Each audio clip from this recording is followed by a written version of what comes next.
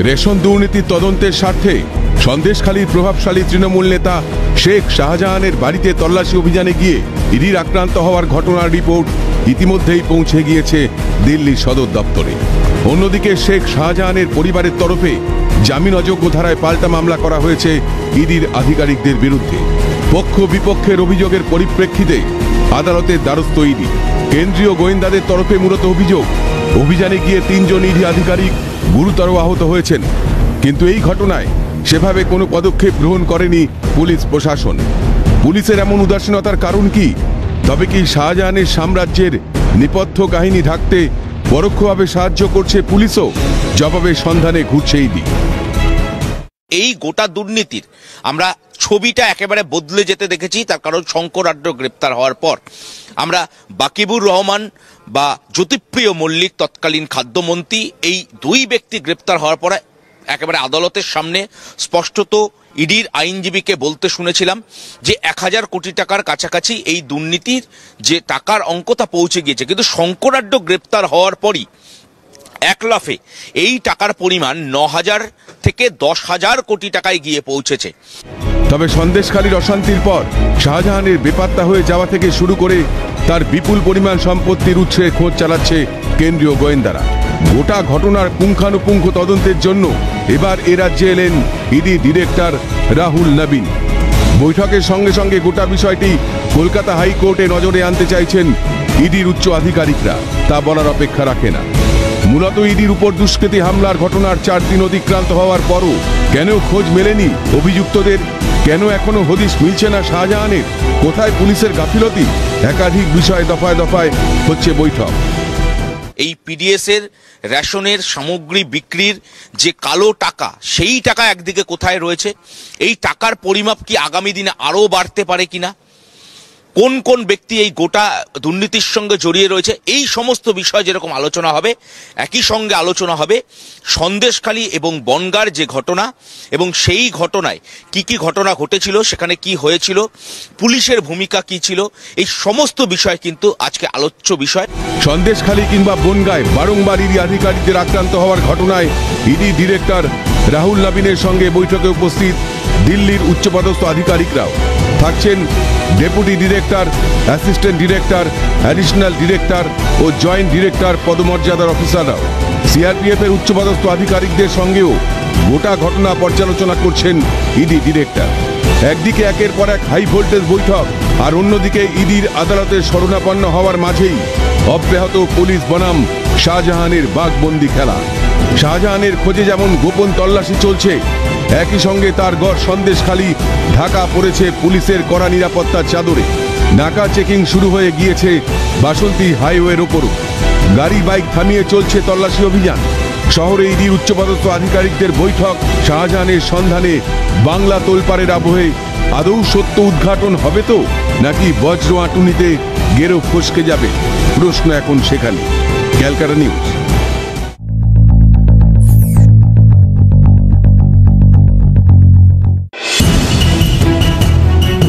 বাঘবন্দির খেলা। রাজ্য পুলিশের মহানির্দেশক বা ডিজিপি রাজীব কুমারের নির্দেশের পর সক্রিয় পুলিশ। অন্যদিকে সন্দেশখালী কাণ্ডে ব্যবস্থা নিতে নিজেদের পরিকল্পনায় ব্যস্ত ইডি। সক্রিয় রাজ্য পুলিশের এসটিএফও। এরই মাঝে শাহজাহান শেখের সঙ্গে রোহিঙ্গা যোগের বড়সড় তথ্য উঠে আসলো। বাংলাদেশের রোহিঙ্গা শিবির টাকা ছড়ানোর এক্সক্লুসিভ ভিডিও সিএনএর হাতে।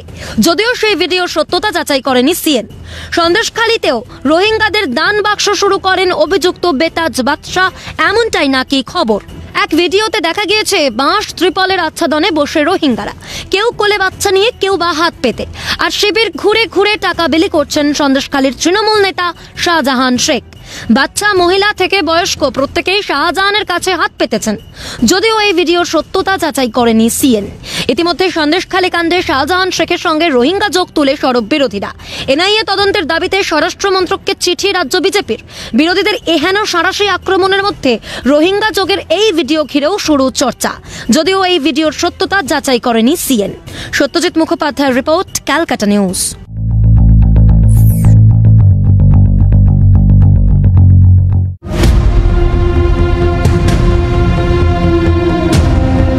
রেশন দুর্নীতির পর্দা ফাঁসে ইডির জালে ধরা পড়েন প্রভাবশালী চালকল ব্যবসায়ী বাকিবুর রহমান প্রাক্তন খাদ্যমন্ত্রী জ্যোতিপ্রিয় মল্লিক ওরফে বালুও। বালুর গ্রেপ্তারির পর থেকেই তদন্তের পরতে পরতে উঠে এসেছে একের পর এক চাঞ্চল্যকর তথ্য। বালুর সঙ্গে যোগসূত্র মিলেছে বনগাঁ পুরসভার প্রাক্তন চেয়ারম্যান ধৃত শঙ্কর আঢ্যেরও। আদালতে প্রাক্তন খাদ্যমন্ত্রীর সঙ্গে শঙ্কর আঢ্যের যোগসূত্রের নানা তথ্য তুলে ধরেন ইডির আইনজীবী। এমনকি সম্প্রতি হাসপাতাল থেকে নিরাপত্তা রক্ষীদের চোখে ধুলো দিয়ে মেয়েকে যে চিঠি পাঠাতে গিয়ে বিপাকে পড়েছিলেন ধৃত মন্ত্রী, সেই চিঠিতেও নাম উঠে এসেছে শঙ্কর আঢ্য, শেখ শাহজাহান সহ একাধিক তৃণমূল নেতার।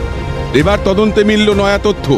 কৃষকদের সঙ্গে ধান কেনা বেচারও কমিশন খোদ মন্ত্রী নিতেন। বিস্ফোরক দাবি ইডি আধিকারিকদের। প্রতি কুইন্টালে 20 টাকা কমিশন নিতেন জ্যোতিপ্রিয় মল্লিক। মন্ত্রীর নিজস্ব দপ্তর অরণ্য ভবনে তল্লাশি চালিয়ে কৃষকদের থেকে সরাসরি ধান কেনার প্রায় 100টি চুক্তিপত্র মিলেছে। এমনকি নিজের দপ্তরে বসে কৃষকদের সঙ্গে ধান কেনা নিয়ে চুক্তিও করেছিলেন মন্ত্রী, এমনটাই দাবি এনফোর্সমেন্ট ডিরেক্টরেটের। প্রসঙ্গত, রেশন দুর্নীতির টাকা সরাতে মন্ত্রী জ্যোতিপ্রিয় মল্লিক তার স্ত্রী এবং মেয়ের নামেও টার্ম ডিপোজিট খুলেছিলেন। খোলা হয়েছিল প্রায় 58টি ব্যাংক অ্যাকাউন্ট। টাকার হিসেবে দুর্নীতির টাকার অঙ্ক ছাড়িয়েছিল 1000 কোটির সীমাও। সেই কোটি কোটি কালো টাকা আদায় করতে মন্ত্রীকে সাহায্য করত বাকিবুর। তদন্ত যত এগোচ্ছে ততই দুর্নীতির ঝুলি থেকে বেরিয়ে পড়ছে একের পর এক নতুন নাম, মিলছে রহস্যের নতুন নতুন দিশা। আগামী দিনে বালুর দুর্নীতি কাণ্ডে আর কোন কোন তথ্য সামনে আসে সেদিকে চোখ রাখছে বাংলা। মেঘা রায়ের রিপোর্ট, ক্যালকাটা নিউজ।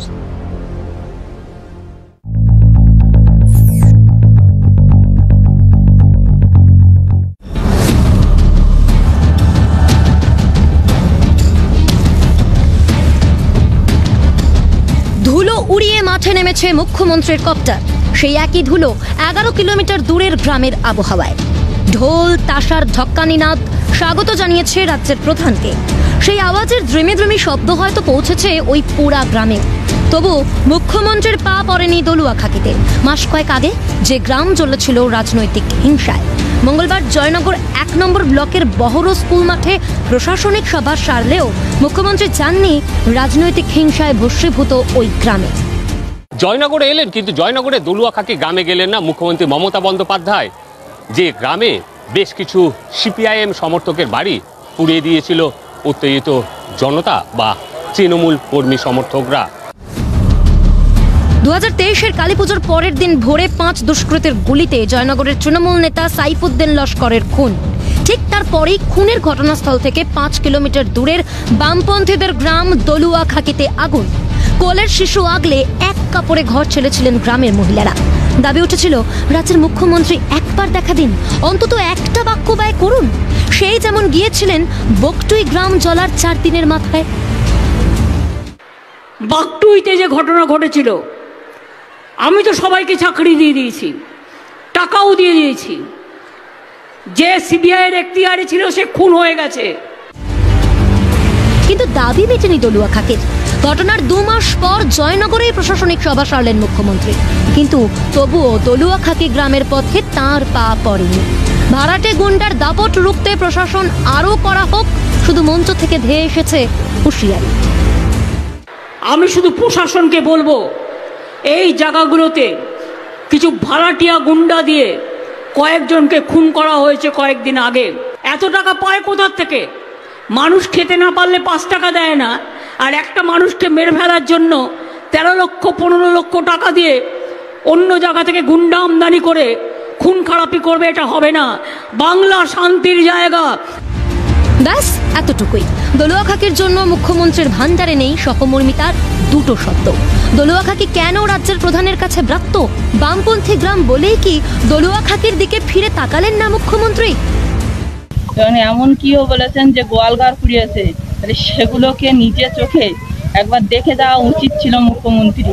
ওনার উচিত ছিল এখানে এসে দেখে যাওয়ার, কিন্তু তার জন্য এই লস্করপাড়া থেকে মাননীয় মুখ্যমন্ত্রীকে ধিক্কার জানানো হচ্ছে। দেখেছে, কিন্তু এখানে আসেনি। কেন আসেনি? আজকের এখন গরুর মাঠে আসতে পেরেছে, আর এখানে আসতে পারিনি। আমাদেরও কোনো কিছু সাহায্য করেনি। 24 কেজি করে চাল দিয়েছে। 24 কেজি করে চাল দিলে কি আমাদের হবে? মুখ্যমন্ত্রী জিতেছে, জিতে আমাদের এই সিপিএম আমরা করেছি বলে আমাদের কোনো সুযোগ সুবিধা আমরা কোনোদিন পাইনি। বকটুই গ্রামে প্রকট ছিল তৃণমূলের গোষ্ঠীদ্বন্দ্ব, ছিল মৃত্যু মিছিল। তড়িঘড়ি ছুটে গিয়েছিলেন মুখ্যমন্ত্রী, কিন্তু ভস্মীভূত দলুয়া খাকিতে মৃত্যু নেই, গ্রামটাও বাম অধ্যুষিত। তাই কি ফারাকটা এতটা স্পষ্ট? মঞ্চেও তা প্রকট। আর সন্ত্রাসবাদী সিপিএম 34 বছরে মানুষের মুন্ডু নিয়ে খেলেছে, তাদের সাথে আপোষ করব না, এটা মাথায় রাখবে। আজকে বড় বড় কথা বলে কি করেছিল? 34 বছর যখন ছিল, নাপিত বয়কট, ধোপা boycott, school boycott, college boycott, মানুষের মুন্ডু নিয়ে খেলা, কৃষি জমি দখল করা, কত কি করেছে। জাতীয় স্তরে জোটের পরও বঙ্গ সিপিএম এর সঙ্গে দূরত্ব এতটুকু কমেনি শাসক দলের। তবে রাজনীতির স্রোতে কেন মানুষের অধিকার ভাসছে? দুধের রাজনীতিককে নয়, দলুয়া খাকি চেয়েছিল মানবিক মুখ্যমন্ত্রীকে। ক্যামেরায় কিশোর মুখোপাধ্যায়ের সঙ্গে বিপ্লব চক্রবর্তী এবং কমাল সরকারের রিপোর্ট, ক্যালকাটা নিউজ।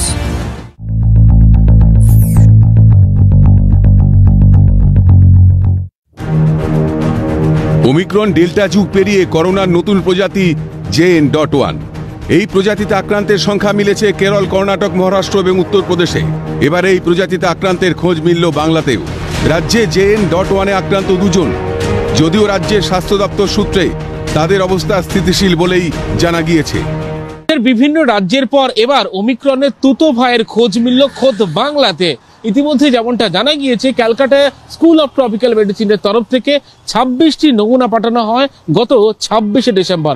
তার মধ্যে 2টি JN.1-এর একেবারে খোঁজ মিলেছেন, 2 জন পজিটিভ, JN.1 পজিটিভ, এমনটাই রাজ্যের স্বাস্থ্য দপ্তর সূত্রে খবর। যদিও এই 2 জন আপাতত স্থিতিশীল রয়েছেন, তা ভয় নেই, চিন্তার কারণ নেই, জানানো হচ্ছে রাজ্যের স্বাস্থ্য দপ্তরের তরফ থেকে। গত 26শে ডিসেম্বর 26টি নমুনা পাঠানো হয় কল্যাণীর ন্যাশনাল ইনস্টিটিউট অফ বায়োমেডিক্যাল জেনোমিক্সে, যার মধ্যে 2টি নমুনা JN.1 পজিটিভ বলে ইতিমধ্যে জানা গিয়েছে।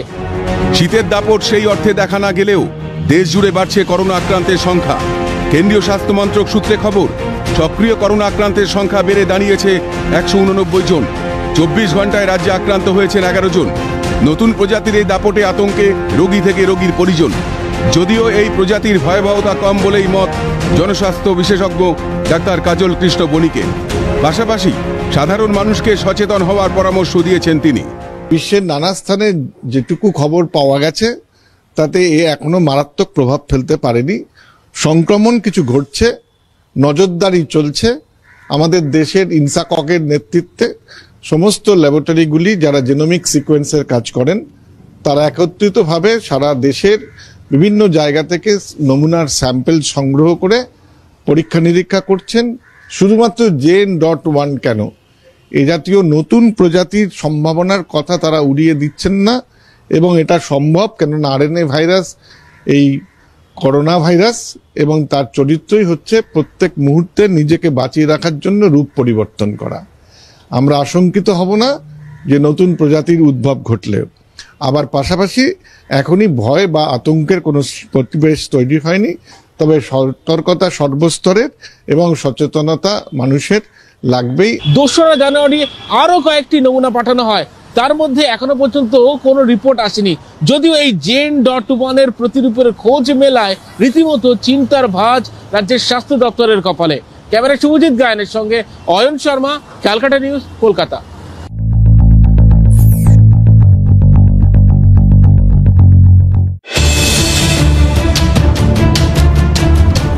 বম্বে ধারাবাহিক বিস্ফোরণ, সংসদ ভবনে হামলা, মুম্বাই লোকাল ট্রেনে ধারাবাহিক বিস্ফোরণ। 26/11 মুম্বাই হামলায় একসময় বিপর্যস্ত হয়েছে দেশ। 2014 সালে প্রথম মোদী সরকার গঠনের পর থেকে দেশব্যাপী সন্ত্রাসবাদ মাথাচাড়া তুলে দাঁড়াতে পারেনি বলছেন প্রতিরক্ষা বিশেষজ্ঞরা। যদিও প্রথম মোদী সরকারের আমলে পাঠানকোট, উড়ি, পুলওয়ামা সহ বেশ কয়েকটি জঙ্গি হামলার ঘটনা ঘটেছে। উত্তর পূর্বাঞ্চলের মণিপুরেও জঙ্গি নাশকতার শিকার হয়েছে দেশের সামরিক বাহিনী, কিন্তু সন্ত্রাসবাদের সামনে মাথা নত করেনি দেশের সামরিক বাহিনী। মণিপুরের জবাব মায়ানমারে ঢুকে সার্জিক্যাল স্ট্রাইকের মাধ্যমে দিয়েছে ভারতের প্রতিরক্ষা বাহিনী। 156 জন জঙ্গি নিকেশ করেছে ভারতীয় সেনা। দ্বিতীয়বার উড়ি হামলার পরও সীমান্তের ওপারে গজিয়ে ওঠা জঙ্গি লঞ্চপ্যাড সার্জিক্যাল স্ট্রাইকের মাধ্যমে গুঁড়িয়ে দেয় সামরিক বাহিনী। এ যেন এক অন্য ভারতের ছবি। মোদী সরকারের সন্ত্রাসবাদের প্রতি জিরো টলারেন্স নীতির জন্যই সম্ভবপর বলছেন বিশেষজ্ঞরা।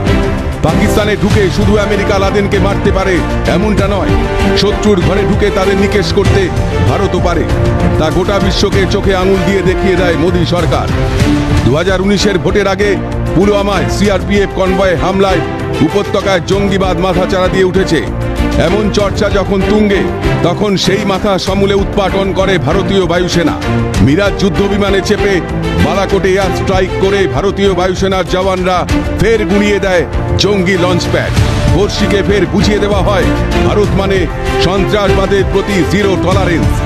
আর এই পাল্টা প্রত্যাঘাত, সমুচিত জবাবের মনোভাব মোদী সরকার 9 বছরে ভারতের প্রতিরক্ষা বাহিনীর মনে গেঁথে দিয়েছে, এমনটাই দাবি প্রতিরক্ষা মন্ত্রকের। ক্যালকাটা নিউজ।